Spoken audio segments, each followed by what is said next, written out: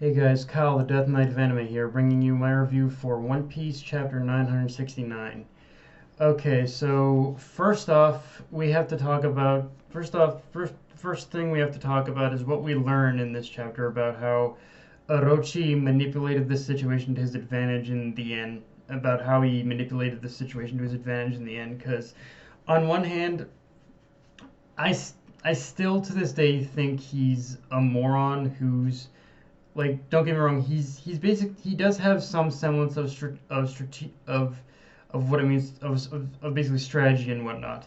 But in terms of in terms of like back then to now, he's very much underestimating the current situation. But again, at the same time, with us being given this backstory plus what we know so far, it's clear that Orochi still had enough strategic sensibilities to know the type of people he needed to surround himself with and how to use their abilities to his benefit in order to gain the amount of power he did. So even though he himself isn't really all that powerful or anything like that, it isn't all that powerful or even a bit of a klutz in some cases.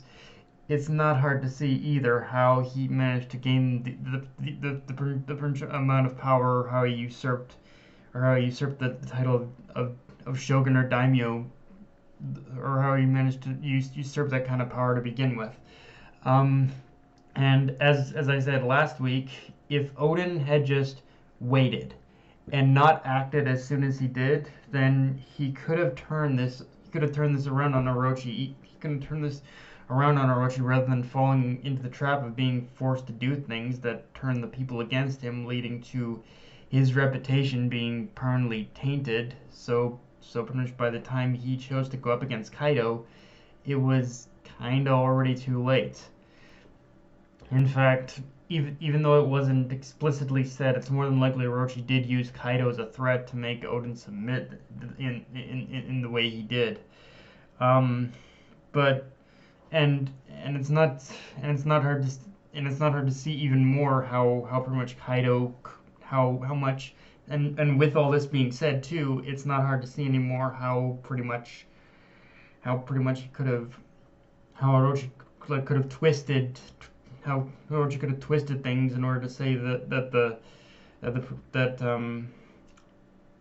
that pretty much Odin was planning to pretty much destroy Wano pretty much. um, but honestly, even despite all that, weirdly enough, the well, pretty much don't get me wrong. There's pretty much a lot of tragedy all to be said about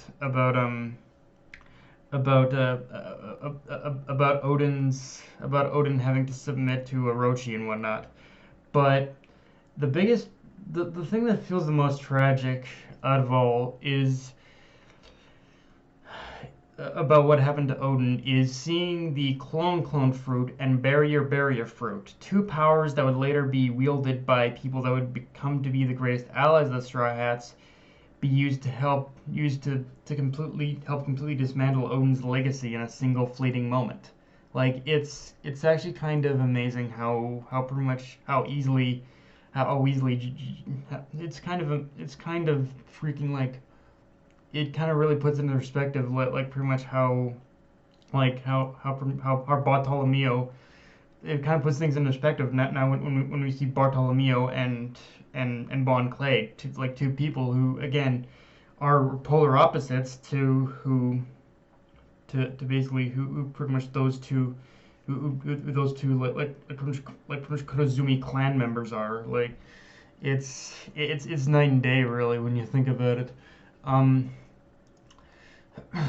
of course, it's not to say that the attacks on Kaido leading up to the final page, where, or the, of course, it's not to say that basically that Odin's and the pretty much and all of his subordinates like attacking Kaido didn't lead up to didn't lead to anything though, because as we learn with basically Odin and his men like choosing to fight against Kaido, we see that it did give birth to the legend of the Akazeya Nine, and it left enough of a mark to where they're pretty much feared, but at the same time, but again, at the same time, well, pretty much because of that reputation, it's not hard to see how that reputation became so easily twisted as well. Like there's pretty much so many areas of this. There's so many areas of this chapter that pretty much gives like such context to basically to pretty much how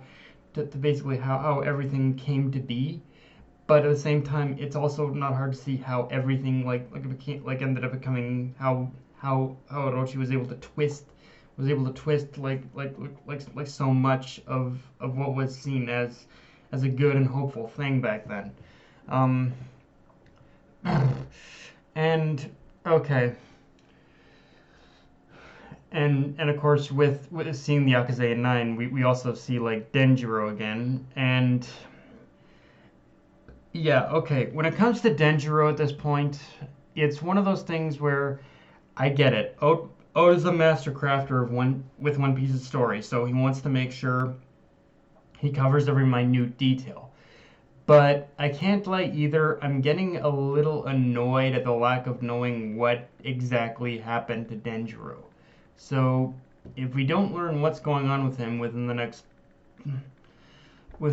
I don't know 7, 5, 6, 7, 8 chapters in this flashback or after we cut back to present day, then it's gonna be a little bit of an annoying problem for me. Like not one where I can say I where I can say it's like a problem within the story itself, but it's like Oda, I just want something, a little something extra. Like I think, like I suppose at this point it's even more possible now that pretty much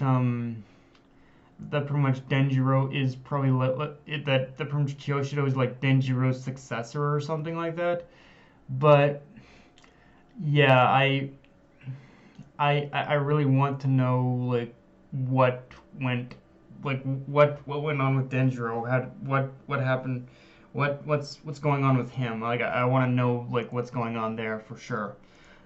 Just and not something even big either. I just want something a little extra. Like if like just us cutting back to like pretty much seeing Denjiro after this after this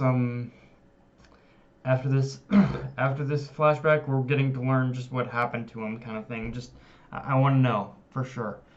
Um, and now one thing that we see was touched on in this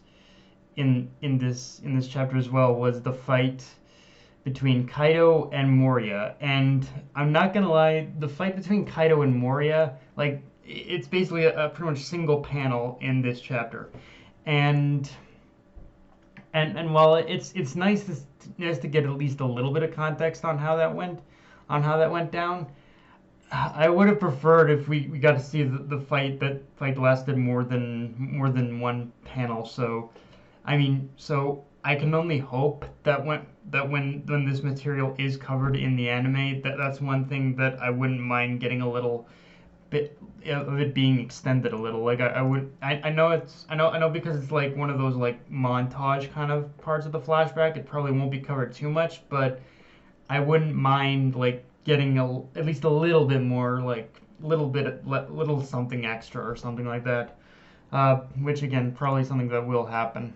Um, but on top of that, we also learned that at one point Hyogoro had engaged Kaido personally but lost, which is how he ended up in the prison. And while we didn't necessarily need a reminder between his and Moria's losses together really shows Kaido's like strength and stranglehold on Wano, as well as the circumstances by which Kyoshido like again more than likely came to the rule of the underworld, because Hyogoro, as I said, wouldn't surrender his services to Prince Orochi. So in the end, Orochi ended up pretty much placed Kaido in the position as a means to pretty much pretty much control the underworld. He was looking for someone to control the underworld, but it never really. But So yeah, and now because of Kyoshiro, he has that. Um, but and yeah, um, but yes, but yeah. Aside from that, this was a really great chapter. Like I said, a lot of it is kind of just giving a lot more context, I guess you could say, to like just the kind of situation, just the kind of how everything like came to be, and how the truth, and how even though it wasn't necessarily shown, you can see how the stepping stones for what created things like the Yakuza at 9 and all that. It did pave a way in order for Orochi in order to manipulate the information and just kind of like and take control and have complete control over Wano after that. But yeah, guys, that's my review. If you enjoyed the video, like, comment, subscribe. Follow me on Twitter, Facebook, and Oyster Crunchyroll. That Night of Anime, signing off. Later, guys.